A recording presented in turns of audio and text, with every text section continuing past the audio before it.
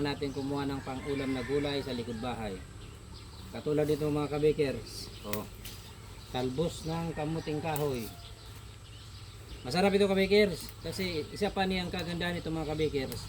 Hindi siya nakatikim ng anumang uri ng kemikal na nakakasira sa kalusugan ng ating katawan. Gagagulay tayo ng talbos ng kamuting kahoy.